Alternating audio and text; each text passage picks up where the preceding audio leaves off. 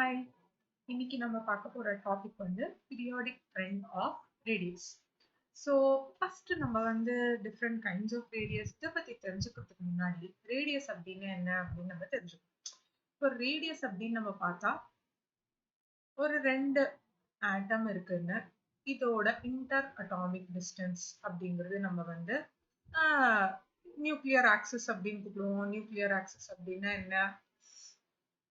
இதை வந்து inter atomic distance அப்படின்னு நம்ம வந்து கூப்பிடுவோம்.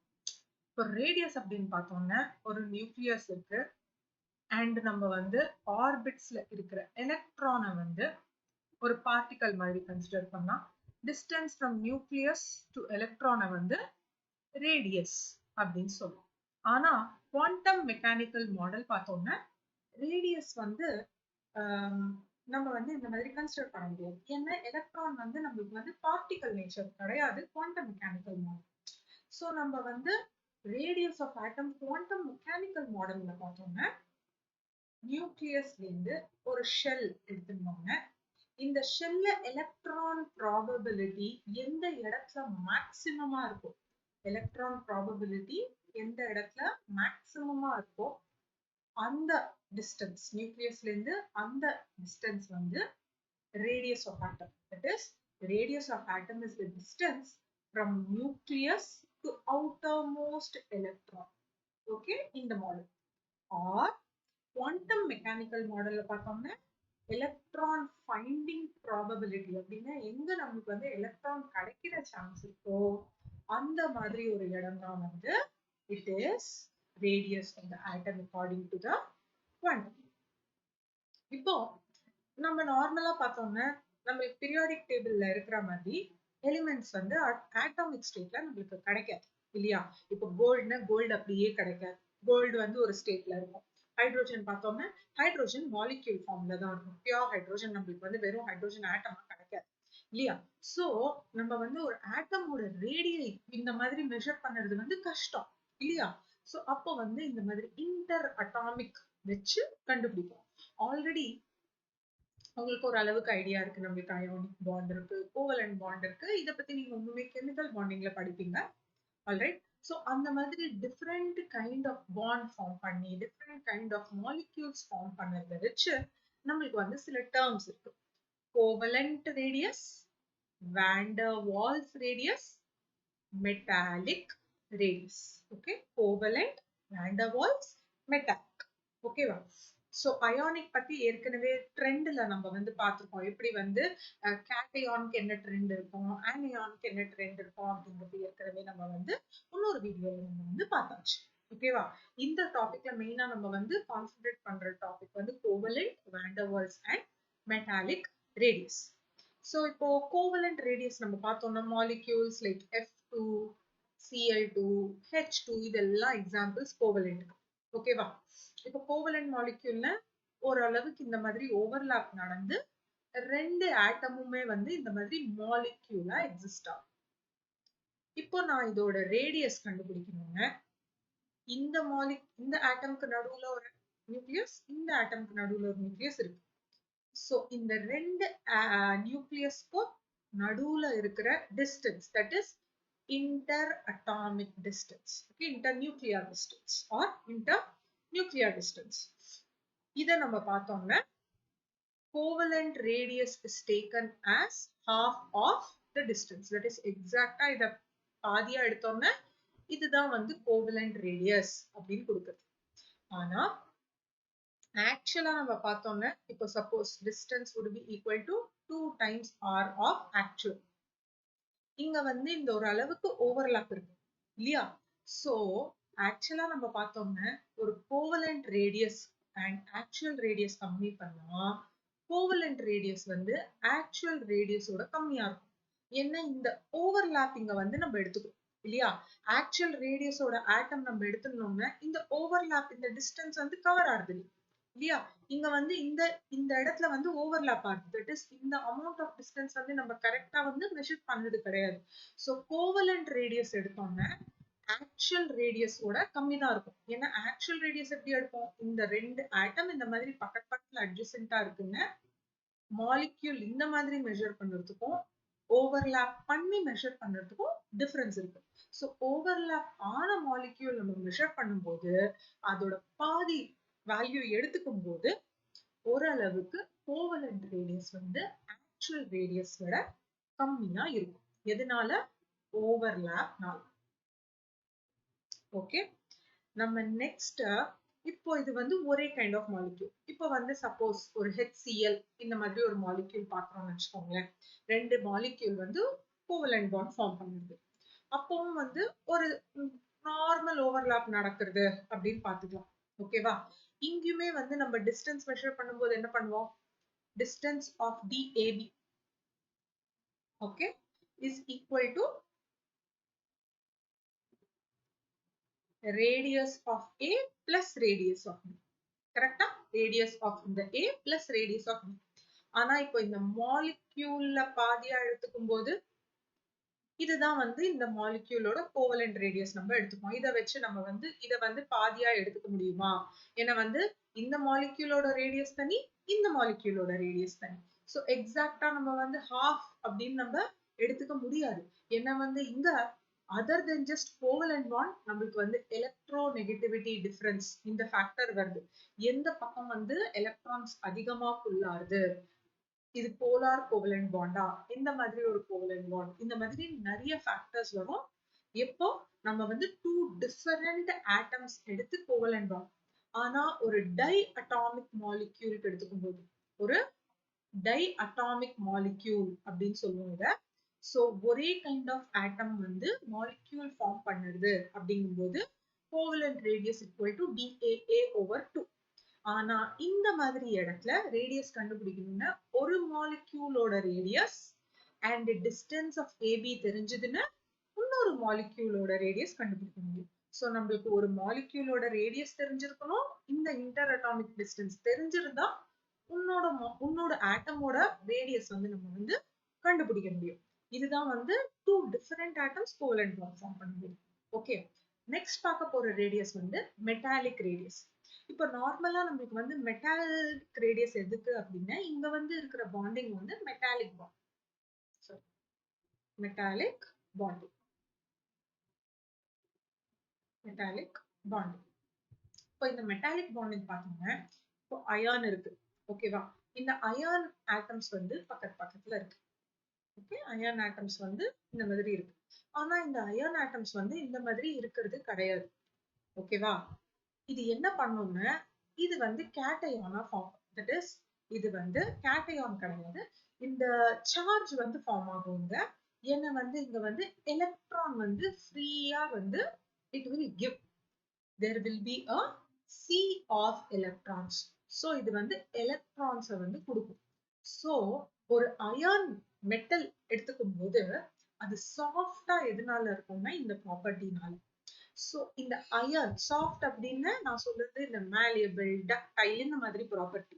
எதனால மெட்டலை நம்ம வந்து நைஸா அதை ஹிட் பண்ணா ஷேப் சேஞ்ச் ஆகுது எதனால அப்படின்னா இந்த மாதிரி ஒரு பாண்டிங் இருக்கிற ப்ராப்பர்ட்டி தான் நம்ம வந்து அங்க பார்த்துட்டோம். ஓகேவா? சோ ஒரு அயன் இருக்கிறது எப்படி இருக்கும்னா ஒரு sea of electronsல ஒரு sea of electronsல இந்த எலக்ட்ரான் கொடுத்த ஸ்பீஷீஸ் வந்து positive charge with positively charged ions.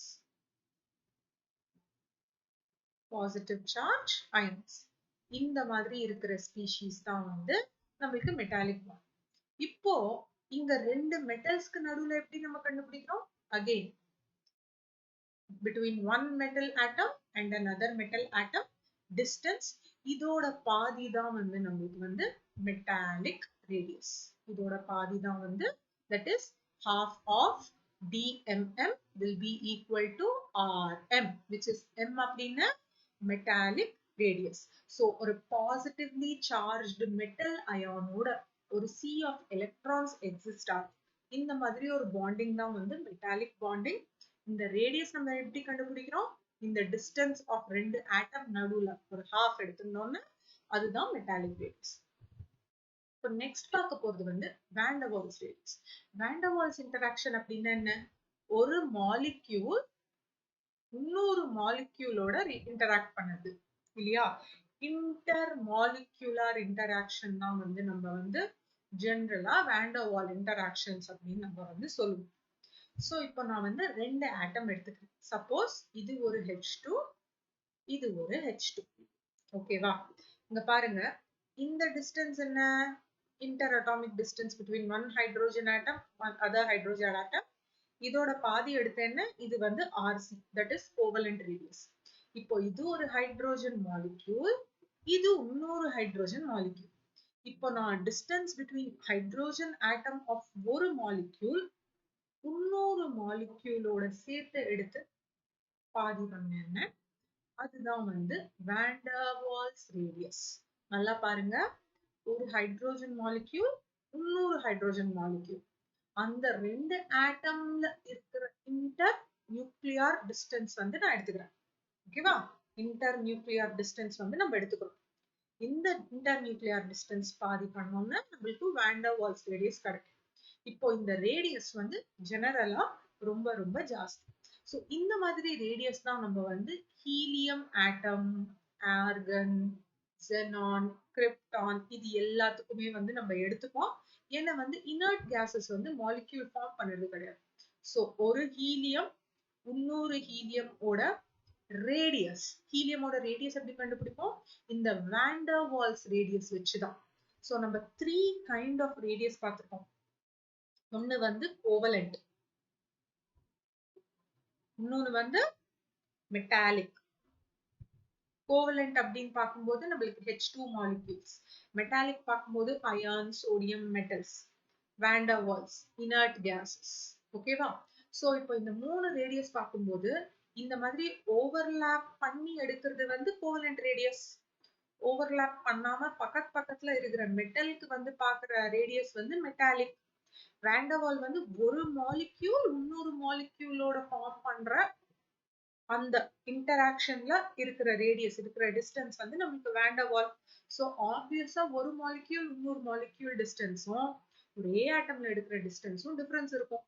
So நம்ம ரேடியஸ் ட்ரெண்ட் பார்த்தோம்னா வாண்டர் வால்ஸ் ரேடியஸ் தான் வந்து ஒரே ஆட்டம்க்கு நான் வந்து எல்லா ரேடியஸும் மெஷர் பண்ணேன்னா வாண்டர் வால்ஸ் ரேடியஸ் வந்து மெட்டாலிக் ரேடியஸோட அதிகமா இருக்கும். அதே மாதிரி மெட்டாலிக் ரேடியஸ் வந்து கோவலண்டோட அதிகமா இருக்கும். சோ வாண்டர் வால்ஸ் ரேடியஸ் இது வந்து ஒரே எலிமெண்ட்டுக்கு தான் நம்ம வந்து கம்பேர் பண்றோம். ஓகேவா? டிஃபரெண்ட் எலிமெண்ட்ஸ்க்கு வந்து ரேடியஸ் கம்பேர் பண்ணோம்னா இட் இஸ் டிஃப்ரெண்ட். ஏன்னா வந்து ஒரு ஒரு ஆட்டம்க்கு வந்து கோவலண்ட்டை வச்சு நம்ம கண்டுபிடிச்சிருப்போம், இன்னொரு ஆட்டம்க்கு வந்து மெட்டாலிக் வச்சு கண்டுபிடிச்சிருக்கலாம், இன்னொரு ஆட்டம்ல வாண்டர் வால். இது மூணுத்தையும் நான் கம்பேர் பண்ணி ஹே இந்த ஆட்டம் தான் பெருசு அப்படின்னு சொல்லுறது வந்து தப்பு. சோ ஒரே ஆட்டம்க்கு நான் 3 different kind of radius measure பண்ணி அதோட ட்ரெண்ட் அப்சர்வ் பண்ணிருந்தேன். வாண்டர் வால் மெட்டாலிக்கோட ஜாஸ்தியா இருக்கும், மெட்டாலிக் வந்து கோவலண்டோட ஜாஸ்தியா இருக்கும். எதனால டிஃப்ரெண்ட் ஆட்டம்க்கு கம்பேர் பண்ண முடியாது? நான் ஃப்ளோரின் ஓட கோவலண்ட் ரேடியஸையும் அதே மாதிரி சீசியம் ஓட மெட்டாலிக் ரேடியஸையும் கம்பேர் பண்ணிட்டு நான் சொல்லக்கூடாது. ரேடியஸ் கம்பேரிசன் வந்து பண்ணிட்டு இதுதான் பெருசு அப்படின்னு சொல்லக்கூடாது. ஒரே மாதிரி ரேடியஸ் எடுத்து நம்ம கம்பேர் பண்ணோம்னா தட் இஸ் டிஃபரெண்ட். ஓகேவா? அதனால ஒரே எலிமெண்ட்டுக்கு 3 டிஃபரெண்ட் கைண்ட் ஆஃப் ரேடியஸ் நம்ம எடுத்துட்டோம்னா R vander Waals is greater than R metallic greater than R4. இப்போ ரேடியஸ் ட்ரெண்ட் நம்ம பார்த்தோம்னா first important thing is number of shells. Number of shells அப்படின்னு பார்க்கும்போது ஈஸி இல்லையா? இப்போ நம்ம ஆல்ரெடி வந்து போர்ஸ் ஸ்ட்ரக்சர் ஆஃப் ஆட்டம்ல நீங்க ஆல்ரெடி படிச்சிருக்கீங்க. போர்ஸ் ட்ரெண்ட்ல ரேடியஸோட ஃபார்முலா என்ன? R is equal to R0 times n square over Z. இது என்ன? Hydrogen like species. இப்போ இந்த n வேல்யூ தான் நம்ம வந்து ஷெல் அப்படின்னு சொல்றோம். சோ ஒரு லித்தியமும் சோடியமும் நான் எடுத்துட்டேன்னா லித்தியமோட கான்ஃபிகரேஷன் என்ன? 1s2 2s1. சோடியமோட 1s2 2s2 2p6 3s1. So இது வந்து தேர்ட் ஷெல் இருக்கு, இதுக்கு வந்து வேலன்ஸ் ஷெல். இதுக்கு வந்து செகண்ட் ஷெல் இருக்கு, வேலன்ஸ் ஷெல். சோ ஆப்வியஸ்லி ஒரு ஷெல் இன்க்ரீஸ் ஆகும்போது நம்மளுக்கு வந்து இருக்கிற ரேடியஸ் வந்து இன்க்ரீஸ் ஆகும், இருக்கிற ரேடியஸ் வந்து இன்க்ரீஸ் ஆகும். ஏன்னா வந்து ஒரு ஷெல்லே இன்க்ரீஸ் ஆகுது. தட் இஸ் இப்போ நான் வந்து ஒரு கிளாஸ்ல நீங்க உட்கார்ந்துட்டு இருக்கீங்க. நான் பாடம் நடத்திட்டு இருக்கேன். ஓகேவா? நீங்க எல்லாரும் ஒரே பெஞ்ச்ல உட்கார்றதுக்கும், இப்போ ஒரு எக்ஸ்ட்ரா பெஞ்ச் நான் பின்னாடி போட்டேன்னா you will become more far from me. இல்லையா? சோ அதே மாதிரி ஒரு எக்ஸ்ட்ரா ஷெல் நான் ஆட் பண்ண ரேடியஸ் வந்து இன்க்ரீஸ் ஆகும். ஓகேவா? So number of shells increase பண்ணா ரேடியஸ் இன்க்ரீஸ் ஆகும். நெக்ஸ்ட் எஃபெக்ட் பார்த்தோம்னா screening effect or shielding effect. இப்போ நம்ம already different kind of orbital subshells பார்த்தோம். S shell, P, D and F. இங்க ஒரு டேர்ம் நம்ம பாக்குறது என்னன்னா ஷீல்டிங் ஆர் ஸ்கிரீனிங் எஃபெக்ட். இத வந்து நம்ம ஸ்லேட்டர்ஸ் ரூல் வச்சு மெஷர் பண்ணோம். ஸ்லேட்டர் ரூல்ஸ் வச்சு மெஷர் பண்ணோம். அந்த ஸ்லேட்டர் ரூல்ஸ் தான் நம்மளுக்கு வந்து ஷீல்டிங் கான்ஸ்டன்ட் அப்படிங்கிற ஒரு டேர்ம் வந்து கொடுக்கும். ஷீல்டிங் கான்ஸ்டன்ட் அப்படிங்கிற ஒரு வேல்யூ. இப்போ இந்த இம்பார்ட்டன்ஸ் என்ன அப்படின்னு பாத்தீங்கன்னா, ஓகே இப்போ நியூக்ளியஸ் வந்து இருக்கு அண்ட் நம்மளுக்கு வந்து ஷெல்ஸ் இருக்கு இந்த மாதிரி இல்லையா? அதே மாதிரி இன்னொரு நியூக்ளியஸ் ஷெல் இப்படி பார்க்கலாம். ஓகேவா? சப்ஷெல். இப்போ நம்ம இந்த ஷெல் இருக்கு இல்லையா? இதுல சப்ஷெல்ஸ் இருக்கும். இப்போ இது வந்து பர்சன் அப்படின்னு நினைக்கலாம். இது வந்து விண்டோஸ் மாதிரி ரெப்ரசென்ட் பண்ணிட்டாங்க. இப்போ நான் வந்து ஒரு கர்டன் போடுறேன். இந்த கர்டன் வந்து நல்லா திக்கா இருந்ததுன்னா என்ன ஆகும்? இந்த லைட் வெளியில இருக்கிற லைட் வந்து உள்ள வராது இல்லையா? ஆர் இத வந்து லைட் அப்படின்னு நினைச்சுக்கோங்க. நியூக்ளியஸ் வந்து லைட் கொடுக்குறது. இங்க அவுட்டர் மோஸ்ட் ஷெல்ல ஒரு எலக்ட்ரான் இருக்கு. இந்த லைட் வந்து கம்ப்ளீட்டா பிளாக் ஆகும். நான் இங்க திக் கர்டன் ஒன்று போட்டேங்க. அதே நான் லைட்டர் கர்டன் போட்டேன்னா ஒரு அளவுக்கு வந்து லைட் வந்து ரீச் ஆகும் இந்த எலக்ட்ரான் இல்லையா? இதுதான் வந்து ஷீல்டிங் ஆர் ஸ்கிரீனிங் எஃபெக்ட். நடுவுல ஒரு அவுட்டர் மோஸ்ட் எலக்ட்ரானுக்கும் இந்த நியூக்ளியஸ்ல என்ன இருக்கு? புரோட்டான்ஸ் இருக்கு. புரோட்டான்ஸ் என்ன பண்ணும்? ஓரளவுக்கு புல் அட்ராக்ஷன் ஃபோர்ஸ் இருக்கு. சோ இது ஒரு நியூக்ளியர் இன்ஃப்ளூயன்ஸ் கிரியேட் பண்ணும். நியூக்ளியர் இன்ஃப்ளூயன்ஸ் கிரியேட் பண்ணும். So outer most electron, okay, ஒரு எலக்ட்ரான் இருக்கிற இதுக்கு நியூக்ளியஸோட புல்க்கு நடுவுல இருக்கிற எலக்ட்ரான்ஸ், தட் இஸ் இங்க இருக்கிற எலக்ட்ரான்ல நடுவுல இந்த ரெண்டு ஷெல்லும் இருக்கு. இது எவ்வளோ அளவுக்கு ஸ்கிரீன் பண்ணுறது, ஷீல்டு பண்ணுறது இந்த நியூக்ளியஸ் எஃபெக்டா. இந்த ஷெல் என்ன ரெப்ரசென்ட் பண்ணுறது? கர்டன். நியூக்ளியஸ் என்ன ரெப்ரசென்ட் பண்ணுறது? லைட். சோ இந்த லைட்டை எவ்வளோ அளவுக்கு பிளாக் பண்ணுறது, அந்த கடைசியில இருக்கிற எலக்ட்ரானுக்கு ரீச் ஆகாம என்ன அளவுக்கு பிளாக் பண்ணுறது அப்படிங்கிறது தான் வந்து shielding or screening effect. So இப்போ நம்மளுக்கு டிஃப்ரெண்ட் கைண்ட் ஆஃப் சப்ஷெல்ஸ் இருக்கு. SPDF இல்லையா? இப்போ SPD பார்த்தோம்னா S வந்து சிமெட்ரிக். எல்லா ஆக்சஸ்லயுமே நம்ம பார்த்தாலும் அது வந்து கவர் ஆகும். இப்போ நம்ம 3Dல பாக்குறோம் கர்டன். ஓகேவா? எல்லா ஆக்சஸ்லயுமே ஈக்குவலா டிஸ்ட்ரிபியூட்டடா இருக்கு. சோ இது நல்லாவே ஷீல்ட் பண்ணும். ஆனா p ஆர்பிட்டால், p சப்ஷெல்ஸ் பார்த்தோம்னா PZ தனி, PY தனி, PX தனி. சோ இதுக்கு வந்து கொஞ்சம் தனி. ஏன்னா வந்து இன்டர் நியூக்ளியர், இந்த ஆக்சஸ்க்கு நடுவுல இன்டர் ஆக்சஸ் ஸ்பேசஸ்ல எலக்ட்ரான் ப்ராபபிலிட்டி வந்து கம்மியா இருக்கு. ஸோ ஷீல்டிங் வந்து கம்மியாகும். அதே மாதிரி டி வந்து இன்னுமே டிஃப்யூஸ்ட் எஸ் விட இல்லையா? ஸோ நம்ம ஷீல்டிங் எஃபெக்ட் பார்த்தோம்னா எஸ்க்கு பி விட ஜாஸ்தியா இருக்கும், பிக்கு டி விட, அதே மாதிரி டி எஃப் விட. ஸோ ஷீல்டிங் எஃபெக்ட் எது ஜாஸ்தி? எஸ் தான் வந்து நம்மளோட திக் கர்டன். ஸோ நான் எஸ் ஆர்பிட்டால், எஸ் சப்ஷெல் வந்து நடுவில் போட்டேன்னா ஷீல்டிங் நல்லா நடக்கும். அதுதான் வந்து உங்களோட திக் கர்டன். எஃப் போட்டோம்னா இந்த ஒயிட் கிளாத் போடுவோம்ல சும்மா ஒரு டெக்கரேஷனுக்கு, அந்த மாதிரி தான் எஃப் கர்டன். ஒண்ணுமே பிளாக் பண்ணாது, சும்மா டெக்கரேஷனுக்கு. ஓகேவா? சோ இதுக்கு வந்து ஷீல்டிங் எஃபெக்ட் ரொம்ப கம்மி, இந்த எஸ்க்கு வந்து ஷீல்டிங் எஃபெக்ட் ரொம்ப ஜாஸ்தி. சோ ஒரு எஸ் சப்ஷெல் தாண்டி ஒரு எலக்ட்ரான் இருக்குன்னா அதுக்கு வந்து ஷீல்டிங் எஃபெக்ட் இருக்கும் அந்த உள்ள இருக்கிற எலக்ட்ரான்ஸ். சோ ரேடியஸ் என்ன ஆகும்? கம்மியாகும். சோ ஷீல்டிங் எஃபெக்ட் ஜாஸ்தியா இருந்தா நியூக்ளியஸ் எஃபெக்ட் கம்மியாகுது. More shielding effect,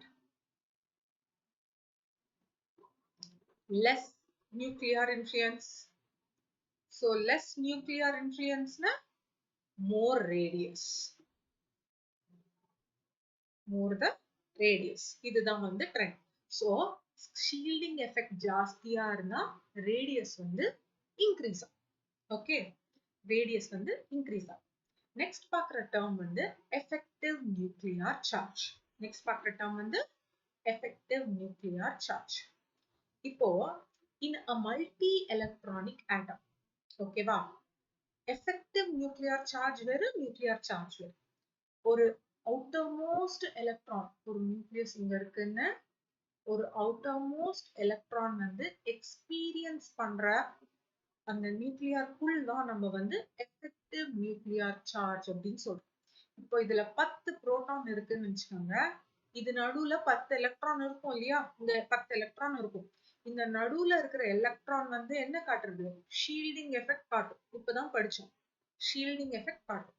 சோ இந்த ஷீல்டிங் எஃபெக்ட் அண்ட் இந்த 10 புரோட்டான் காட்டுற நியூக்ளியர் இன்ஃப்ளூயன்ஸ், இதோட பேலன்ஸ் என்ன வருது அப்படிங்கிறது தான் வந்து effective nuclear charge.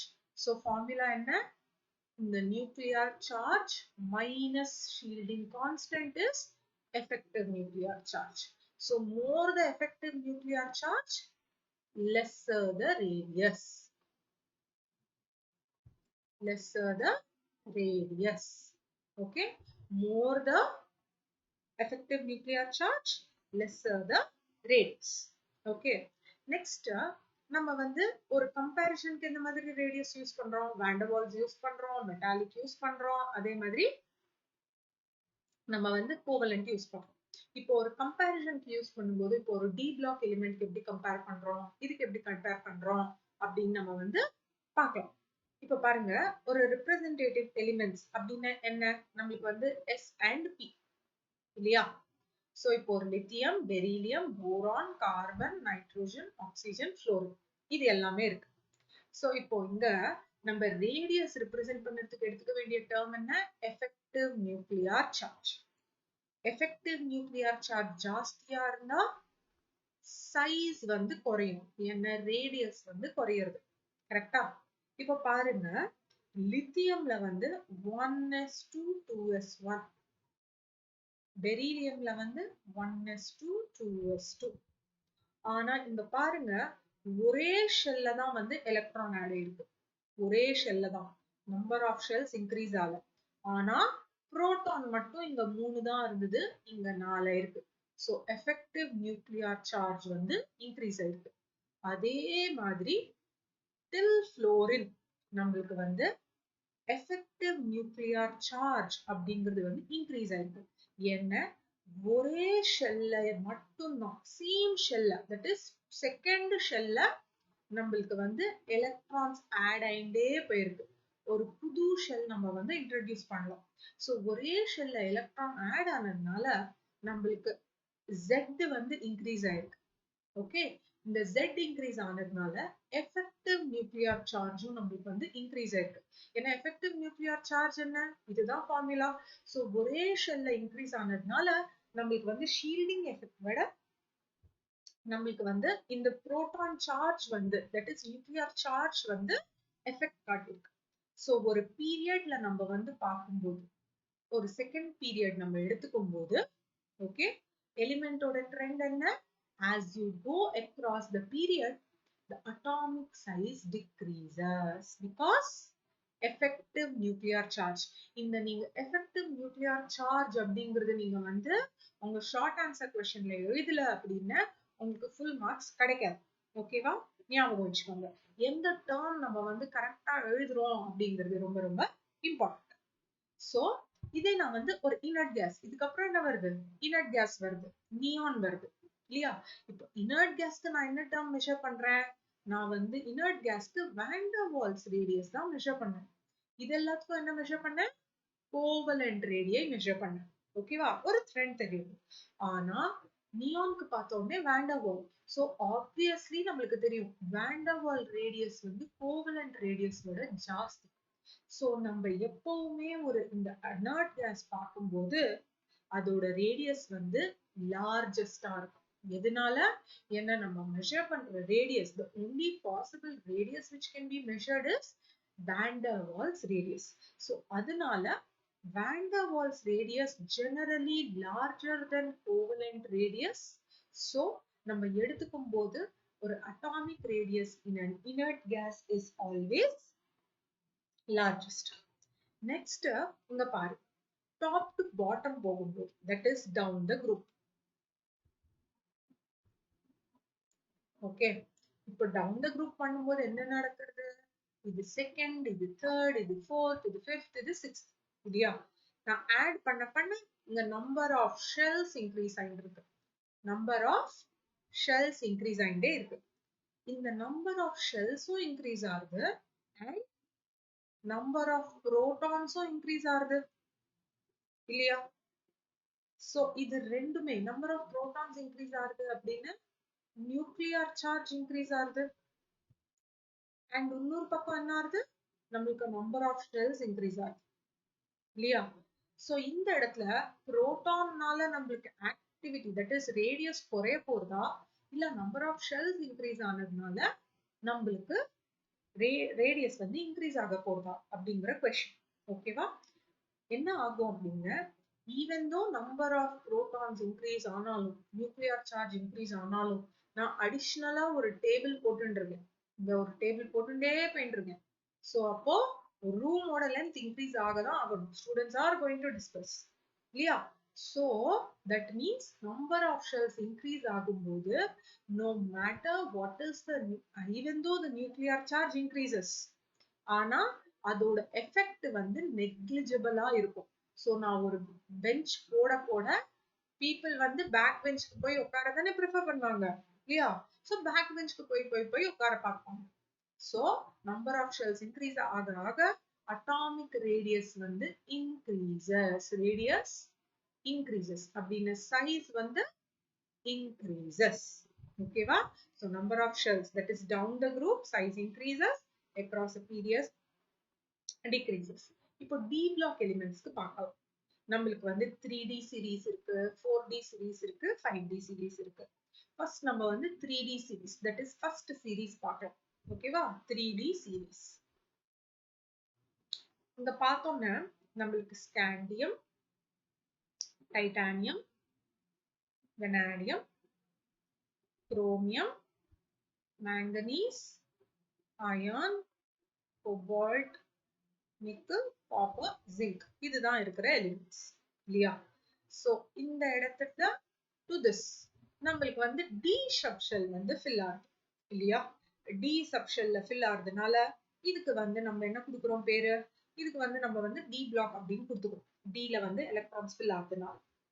இப்போ இங்க பார்க்கும்போது நம்ம electronsக்கு fill ஆகும்போது நம்ம ஒரு term நீங்க பாருங்க, trend என்ன ஆகுது? ஸ்காண்டியம்லேந்து போகும்போது குறைஞ்சுட்டே போயிட்டு அப்புறம் ஸ்டெபிலைஸ் ஆகி சடனா இன்க்ரீஸ் ஆகுது. எதனால இந்த மாதிரி ஆகுது அப்படிங்கிறது தான் வந்து இந்த கொஸ்டின். இந்த ட்ரெண்டை எப்படி எக்ஸ்பிளைன் பண்ண முடியும்? ஏன்னா இனிஷியலி டிக்ரீசஸ், கொஞ்சம் கான்ஸ்டன்ட் ஆகுது, அதுக்கப்புறம் திருப்பி இன்க்ரீசஸ். இங்க என்ன ஆகுதுன்னு நம்ம வந்து ஃபில் பண்ணும்போது, ஸ்காண்டியம் டு மேங்கனீஸ் ஃபில் பண்ணும்போது 3D subshell நம்ம வந்து fill பண்ணிட்டு இருக்கோம். partial fill பண்ணிட்டே இருக்கும். So இந்த இடத்துல effective nuclear charge and shielding constant என்னவா இருக்கு? or shielding effect. அதுக்கப்புறம் fill ஆகும்போது என்ன நடக்குது? இததான் நம்ம வந்து இங்க வந்து புரிஞ்சுக்கணும். என்ன ரேடியஸ் எப்படி கண்டுபிடிக்க முடியும்? இந்த ரெண்டு எஃபெக்ட வச்சுதான் நம்ம வந்து ரேடியஸ் கண்டுபிடிக்க முடியும். ஒண்ணு வந்து ஷீல்டிங், இன்னொன்னு வந்து எஃபெக்டிவ் நியூக்ளியர் சார்ஜ். என்ன இந்த பீரியட்ல நம்ம வந்து across பீரியட் போகும்போது நம்பர் ஆஃப் புரோட்டான்ஸ் இன்க்ரீஸ் ஆயிட்டே இருக்கு. So number of protons increase ஆகுதுன்னா நியூக்ளியர் சார்ஜ் வந்து இன்க்ரீஸ் ஆகுது. இல்லையா? Nuclear charge increases. அதே மாதிரி போகும்போது நம்பர் ஆஃப் எலக்ட்ரான்ஸ் வந்து 3D ஷெல்ல ஃபில் ஆயிட்டே இருக்கு. அப்போ ஷீல்டிங் எஃபெக்ட் என்ன ஆகுது அப்படிங்கிறதும் நம்ம பார்க்கலாம். ஸோ இந்த ட்ரெண்ட அதை வச்சுதான் நம்ம எக்ஸ்பிளைன் பண்ணணும். ஸோ ஃபர்ஸ்ட் டிரான்சிஷன் ஸ்டடீஸ்ல ஸ்காண்டியம்ல இருந்து மேங்கனீஸ் போகும்போது நியூக்ளியர் சார்ஜ் இன்க்ரீஸ் ஆகுது. ஓகேவா? ஸோ 3Dல ஒரு எலக்ட்ரான் ஃபில் ஆக நமக்கு நியூக்ளியர் சார்ஜும் இன்க்ரீஸ் ஆகுது. ஸோ இந்த இடத்துல ZF, that is இந்த Z வந்து எஃபெக்டிவ் ஷீல்ட் கான்ஸ்டன்டோட ஜாஸ்தியா இருக்கு. சோ அதனால நம்மளுக்கு சைஸ் வந்து டிக்ரீசஸ். என்ன நியூக்ளியர் சார்ஜ் இன்க்ரீஸ் ஆனா சைஸ் டிக்ரீசஸ். இப்போ அயான் டு நிக்கல் போகும்போது 3D ஆல்ரெடி ஃபில் ஆயிருக்கு இல்லையா? ஆல்ரெடி ஃபில் ஆன 3D நம்ம வந்து திருப்பி ஃபில் பண்ணிட்டு இருக்கோம் அயான் டு நிக்கல். சோ அப்போ Z அண்ட் ஷீல்டிங் எஃபெக்ட் வந்து பேலன்ஸ் அவுட் ஆகுது. சோ நம்மளுக்கு வந்து சேஞ்ச் இன் ரேடியஸ் வந்து தெரியறது கிடையாது. ஆனா காப்பர்ல இருந்து ஜிங்க் பார்க்கும்போது இன்க்ரீஸ் ஆகுது. ஏன்னா நம்மளுக்கு காப்பர் அண்ட் ஜிங்க்ல கம்ப்ளீட்லி ஃபில்டு D10 சப்ஷெல் இருக்கு. 3D சப்ஷெல் வந்து கம்ப்ளீட்லி ஃபில்டா இருக்கு. சோ அந்த இடத்துல ஷீல்டிங் எஃபெக்ட் வந்து dominates the nuclear charge. So protons fill ஆனாலும் நம்மளுக்கு ஷீல்டிங் எஃபெக்ட் வந்து அதை டாமினேட் பண்ணுது. So scandium to manganese இந்த டிக்ரீஸ் வந்து நியூக்ளியர் சார்ஜ் இன்க்ரீஸ் ஆகுதுனால இங்க பேலன்ஸ் அவுட் ஆகுது. இந்த இடத்துல நியூக்ளியர் சார்ஜ் ஷீல்டிங் எஃபெக்ட் வந்து டாமினேட் பண்ணுது. So இதனால ட்ரெண்ட் வந்து first decreases, then it is constant and then increases. இப்போ செகண்ட் அண்ட் தேர்ட் சீரீஸ்ல கூட இதுதான் நடக்குது. ஓகே, ஃபர்ஸ்ட் டிக்ரீஸ் ஆகுது, ஒரு அளவுக்கு லைட்டா கான்ஸ்டன்ட் ஆயிருக்கு and then increases. ஆனா ஃபர்ஸ்ட் சீரீஸ் விட second series and third series number of shells increase ஆயிருக்கு. ஏன்னா நம்ம 3D series, 4D series, 5D series இதுதான் கம்பேர் பண்றோம். 3D அப்படிங்கிறது ஃபர்ஸ்ட் சீரீஸ், செகண்ட் சீரீஸ்னா 4D, தேர்ட் சீரீஸ்னா 5D. இங்க நம்பர் ஆஃப் ஷெல்ஸ் இன்க்ரீஸ் ஆகுது. ஆனா பாருங்க செகண்ட் அண்ட் தேர்டுக்கு சைஸ் ஆல்மோஸ்ட் சேமாவே இருக்கு எல்லா ஐட்டம்ஸ்க்கும். எதுனால அப்படின்னு நம்ம வந்து பார்ப்போம். ஓகே, சோ இப்போ ஒரு 3D ல பார்க்கும்போது நம்மளுக்கு சைஸ் ட்ரெண்ட் என்ன, scandium to manganese it is decreasing. இந்த மேங்கனீஸ்ல இருந்து ஆல்மோஸ்ட் நிக்கல் வரையும் கான்ஸ்டன்டா இருக்கு. காப்பர்ல இருந்து ஜிங்க் போகும்போது இன்க்ரீஸ் ஆகுது. ஓகேவா? சோ இதுதான் வந்து ட்ரெண்ட். இப்போ இன்னர் டிரான்சிஷன் எலிமெண்ட்ஸ் பார்த்தா நம்மளுக்கு இந்த 4D and 5D சீரீஸ் வந்து எதனால நம்மளுக்கு வந்து சேம் சைஸ்ல இருக்கு ஆல்மோஸ்ட் அப்படிங்கிறது நம்மளுக்கு வந்து தெரியும். So inner transition elements அப்படின்னு பார்த்தோம்னா F block elements தான் வந்து inner transition elements அப்படின்னு கூப்பிடுவோம். இங்க வந்து fill ஆற சப்ஷெல் வந்து N-2 F சப்ஷெல். ஓகேவா? சோ இங்க நம்ம நார்மலா பார்க்கும்போது ஒரு அளவுக்கு டிக்ரீசிங் ட்ரெண்ட் தெரியுது இல்லையா? ஒரு அளவுக்கு நம்மளுக்கு வந்து என்ன தெரியுது, டிக்ரீசிங் ட்ரெண்ட் வந்து தெரியுது. இந்த டிக்ரீசிங் ட்ரெண்ட் நம்ம பார்க்கும்போது இது எல்லாம் என்ன, இதெல்லாமே வந்து மெட்டல்ஸ். சோ மெட்டல்ஸ் வந்து மெட்டாலிக் பாண்டிங் வந்து பண்ணும். மெட்டாலிக் பாண்டிங் வந்து எவ்வளோ எலக்ட்ரான்ஸ் ரிலீஸ் ஆகுதோ அது மேல டிபெண்டன்டா இருக்கும். மெட்டாலிக் பாண்ட் வந்து எவ்வளோ எலக்ட்ரான்ஸ், இந்த சி ஆஃப் எலக்ட்ரான்ஸ் படிச்சோம்ல மெட்டாலிக் ரேடியஸ் ப்ரொடியூஸ் பண்ணும்போது. ஸோ ஒரு மெட்டாலிக் ரேடியஸ் பார்க்கும்போது எலக்ட்ரான்ஸ் ரிலீஸ் எவ்வளோ ஆகுதோ அவ்வளோ அளவுக்கு இந்த சார்ஜ் பேஸ்ட் ஆன் தட் தான் நம்மளுக்கு வந்து இந்த ரேடியஸ் டிபெண்டா இருக்கும். ஸோ இந்த இந்த சீரீஸ் நம்ம பார்த்தோம்னா லாந்தனம், சீரியம் இங்கேருந்து போயிட்டு லித்தினியம் வரையும் இருக்கு. ஓகேவா?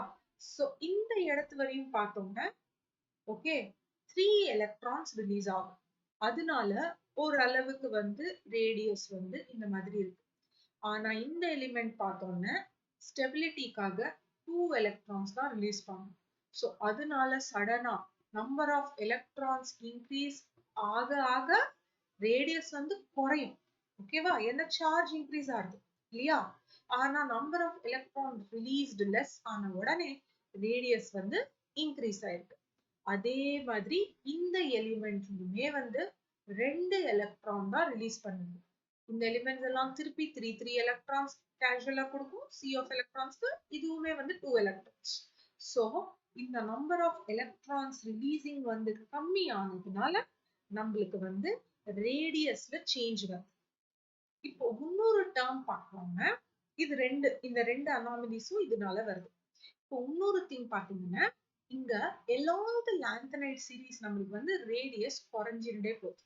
இதை என்ன சொல்லுவோம் அப்படின்னு பார்த்தோம்னா lanthanide contraction. ஓகே, இது என்ன சொல்லுவோம், lanthanide contraction. நம்ம ஆல்ரெடி ஷீல்டிங் எஃபெக்ட் பத்தி பார்த்தோம். எஸ்க்கு வந்து பியோட பிக்கு வந்து டி, இதுதான் வந்து ஆர்டர், இது எஃப். ஓகே, சோ இந்த லாந்தனைட்ஸ் எலக்ட்ரான்ஸ் எங்க போறது, n-2f சப்ஷெல்க்கு போயிட்டு இருக்கு இல்லையா? சோ இந்த எஃப் ஷெல் வந்து ரொம்பவே டிஃப்யூஸ்ட் அப்படின்னா இதோட ஷீல்டிங் எஃபெக்ட் வந்து ரொம்ப ரொம்ப ரொம்ப கம்மி. ஓகே, இந்த ஷீல்டிங் எஃபெக்ட் கம்மி ஆக ஆக என்ன ஆகும், நம்மளுக்கு எஃபெக்டிவ் நியூக்ளியர் சார்ஜ் ஃபார்முலா என்ன, nuclear charge minus shielding buffer. இது கம்மி ஆக ஆக இதோட வேல்யூ, தட் இஸ் இதோட இன்ஃப்ளூயன்ஸ், நியூக்ளியர் இன்ஃப்ளூயன்ஸ் வந்து இன்க்ரீசஸ். நியூக்ளியர் இன்ஃப்ளூயன்ஸ் இன்க்ரீஸ் ஆனா ரேடியஸ் வந்து குறையும், என்ன, புல் இன்க்ரீசஸ் இல்லையா? So size will decrease. So இந்த எஃப் சப்ஷெல்க்கு வந்து ஷீல்டிங் எஃபெக்ட் வந்து ரொம்ப கம்மி. ஸோ நம்மளுக்கு காட்டுற எஃபெக்ட் வந்து நியூக்ளியர் புல் ஓடுது. ஸோ நம்மளுக்கு எஃபெக்டிவ் நியூக்ளியர் சார்ஜ் பார்த்தோம்னா it is more then shielding effect. So அதனால outermost electrons எதெல்லாம் இருக்கோ they get pulled, and because of that the radii, both atomic and ionic radii, decreases from lanthanum to hafnium. So நம்ம இப்ப லாந்தனம்ல இருந்து helium வரையும் பாத்தீங்கன்னா slide degrees தான் இருக்கு, ஆனா நம்மளுக்கு வந்து டிக்ரீஸ் இன் ட்ரெண்ட் வந்து கிளியரா தெரியுது, லைன் வந்து ஸ்லோப்பா இருக்கு. சோ இந்த டிக்ரீஸ் இன் ட்ரெண்ட்னால லாந்தனைட், இது ரொம்ப ரொம்ப ரொம்ப இம்பார்ட்டன்ட் क्वेश्चन இந்த டாபிக். ஓகேவா, வாட் இஸ் லாந்தனைடு கான்ட்ராக்ஷன்? ஓகேவா, இந்த क्वेश्चनக்கு என்ன ஷீல்டிங் எஃபெக்ட் அப்படிங்கிற ஒரு டேர்ம் வந்து கண்டிப்பா இருக்கும் உங்க ஆன்சர்ல. அண்ட் எஃபெக்டிவ், இந்த क्वेश्चनக்கு வந்து இந்த டேர்ம் நம்ம இப்படியே எழுதினா பெர்ஃபெக்ட்டா மார்க். ஓகேவா, சோ நம்ம எந்த இடத்துல क्वेश्चंसல என்னெல்லாம் டெர்மினாலஜி யூஸ் பண்ணனும் அப்படின்னு பார்த்து வச்சுக்கோங்க, அத மிஸ் பண்ணீங்கன்னா உங்களுக்கு வந்து ப்ராப்ளம். ஓகேவா, சோ n-2 f சப்ஷெல்க்கு ஷீல்டிங் எஃபெக்ட் கம்மி, அதனால எஃபெக்டிவ் நியூக்ளியர் சார்ஜ் இன்க்ரீஸ் ஆகுது. So lanthanide contraction.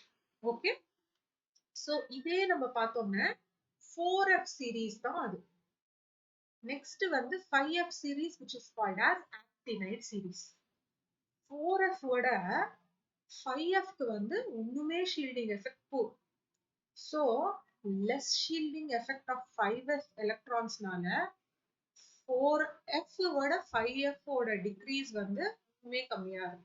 So contraction வந்து இன்னுமே ஆக்டினைடு விட லாந்தனைடுக்கு அதிகமா இருக்கும், ஆக்டினைடுல அதிகமா இருக்கும் லாந்தனைடை விட. சோ இதனாலதான் நம்ம ட்ரெண்ட் பார்க்கும்போது இந்த 4D and 5D சீரீஸ்ல நடுவுல பார்த்தோம்னா 4F 5F இந்த சப்ஷெல்ஸ் வந்து வருது இந்த இடத்துல, இந்த நடுவுல 4F சப்ஷெல் வந்து fill ஆகுது 5D க்கு. சோ இந்த 5D சீரீஸ்ல okay radius of 4D and 5D எதனால சேமா இருக்கு, இது lanthanide contraction of 14 electrons வந்து இந்த சீரீஸ்ல நமக்கு வந்து வருது. சோ அதனால third series, because of lanthanide contraction, almost the size will be equal to second series. Okay, எதனால இது. Alright, now சில exceptions, எல்லா ட்ரெண்ட்ஸ்லயுமே exceptions இருக்கும், இது. Why is aluminum size greater than gallium? Okay, நார்மலா எக்ஸ்பெக்ட் பண்ணா இங்க பாருங்க boron, aluminium, gallium, indium, thallium, இதுதானே எழுதுறது, right? So down the group ஜெனரலா ரேடியஸ் வந்து இன்க்ரீஸ் ஆகும். ஆனா ஆக்சுவலா பாருங்க அலுமினியம்க்கும் கேலியம்க்கும் ஆல்மோஸ்ட் சிமிலர் ரேடியஸ் இருக்கும். ஓகேவா, டெக்னிக்கலி நல்லாவே இன்க்ரீஸ் ஆகும், ஏன்னா நம்பர் ஆஃப் ஷெல் வந்து இன்க்ரீஸ் ஆயிட்டு இருக்கு. இங்க பாருங்க அலுமினியமோட கான்ஃபிகரேஷன் 3s2 3p1, இங்க வந்து ஆர்கான் 4s2 3d10 4p1, நடுவுல என்ன வந்துட்டு இருக்கு, d சப்ஷெல் வந்திருக்கு. d சப்ஷெல் அப்படின்னா poor shielding effect. poor shielding effect. இந்த poor shieldingனால நம்மளுக்கு வந்து shielding கம்மியானா effective nuclear charge increase ஆகுது. So அந்த effective nuclear charge increase ஆகுறதுனால almost gallium and aluminum ஓட radius வந்து சேமா இருக்கும். இதேதான் வந்து இண்டியம் and தாலியம்லயும் நடக்குது. தாலியமோட ஆக்சுவலா இண்டியமோட ஜாஸ்தியா இருக்கும், ஆனா சேமா இருக்கு. இங்க என்ன டிஃபரன்ஸ் நடக்குது, இண்டியம்ல 4D இருக்கு, thalliumல பார்த்தோம்னா 4f வருது. 4fக்கு இன்னுமே pore shielding effect. So இந்த pore shielding effectனால again thallium's radius is similar to indium. Okay, so radius main affect பண்ணுறது effective nuclear charge and shielding effect. So shielding effect வந்து pore ஆக effective nuclear charge increase ஆகும். அது increase ஆச்சுன்னா radius வந்து குறையும். So number of shell increase ஆனாலும் 4f ல இருந்து 5d 6d போனாலும் radius similar ஆ இருக்கு, என்ன contraction நடக்குது, lanthanide contraction. Okay, in the question, general trend of radius is 3d series 4d 5d இல்லையா? இது ரெண்டும் சிமிலரா இருக்கும், என்ன வந்து நம்மளுக்கு வந்து lanthanide contraction நடக்கிறது அப்படின்னு எக்ஸ்பிளைன் பண்ண இல்லையா? 4f series நடுவுல வருதுனால lanthanide contraction வருது அப்படின்னு எக்ஸ்பிளைன் பண்ண. ஆனா scandium yttrium lanthanum, okay, scandium yttrium lanthanum இது மூணுத்துக்கும் ஆர்டர் பாத்தீங்கன்னா it is increasing. scandium இங்க இருக்கு, yttrium இங்க இருக்கு, next lanthanum வரும். lanthanum வந்த அப்புறமா இந்த 4f series ஃபுல்லா fill ஆகி அதுக்கப்புறமா தான் வந்து hafnium வரும். ஓகேவா? இப்போ scandium yttrium lanthanum பார்த்தோம்னா இங்க D, இங்கேயும் D, இங்கேயும் D, இங்க ஒன்னும் F series fill ஆக ஆரம்பிக்கவே இல்லை lanthanumல. So நம்மளுக்கு lanthanide contraction ஆரம்பிக்காது. ஏன்னா Fல எலக்ட்ரான் இல்லைன்னு ஏன் lanthanide contraction ஆரம்பிக்கணும்? ஆரம்பிக்காது. So scandium வந்து size yttrium ஓட கம்மியா இருக்கும், lanthanum ஏன்னா இது down the group. So இது வந்து similar trend follow பண்ணும். ஆனா zirconium and hafnium பாத்தீங்கன்னா size almost similar ஆ இருக்கும். ஏன்னா இங்க 4f series வந்து நடுவுல வந்துடுது hafniumக்கு. So zirconium and hafnium பாத்தீங்கன்னா size similarity இருக்கும். அதே மாதிரி niobium, tantalum இது எல்லாத்துக்கும் clear. நம்மளுக்கு நடுவுல 4f series இருக்கு அப்படின்னா contractionனால size change வரும். 4f seriesல எலக்ட்ரானே இல்லைன்னா size difference வராது. Next question, the radius of argon is greater than radius of fluorine. Explain. இது நம்ம பார்த்திருந்தோம். argon என்ன? inert gas. fluorine என்ன? ஒரு covalent compound form பண்ணும். So நம்ம இங்க measure பண்றது வந்து covalent radius. இங்க measure பண்றது வந்து van der Waals radius. So R of van der Waals is always greater than R of core. So நம்ம ஒரே பீரியட்ல பார்க்கும்போது குளோரினுக்கு அப்புறமா தான் வந்து ஆர்கன் வருது. So இந்த sudden increase in radius எதனால நடக்கிறது ஒரே பீரியட்ல? ஏன்னா ஆர்கன்ல நம்ம மெஷர் பண்றது van der Waals radius, குளோரின்ல நம்ம மெஷர் பண்றது covalent radius. So இந்த radius trends, exceptions, shielding effect, effective nuclear charge இது எல்லாத்தையுமே வந்து கரெக்டா டெர்மினாலஜி யூஸ் பண்ணி படிச்சீங்கன்னா நம்மளுக்கு இந்த ஷார்ட் ஆன்சர் கொஸ்டின்ஸ்ல உங்களுக்கு சிபிஎஸ்சில நிறைய வரும். அண்ட் நீட்ல பாத்தீங்கன்னா எதனால நம்மளுக்கு வந்து ட்ரெண்ட் தான் கேட்பாங்க, that is greater than or less than. So எதெல்லாம் எக்ஸெப்ஷன்ஸோ அதை நம்ம கிளியரா நம்ம வந்து ஞாபகம் வச்சுக்கணும். அப்போ உங்களுக்கு நீட்ல கூட கொஸ்டின்ஸ் ஈஸியா இருக்கும். ஓகேவா? Thank you for listening.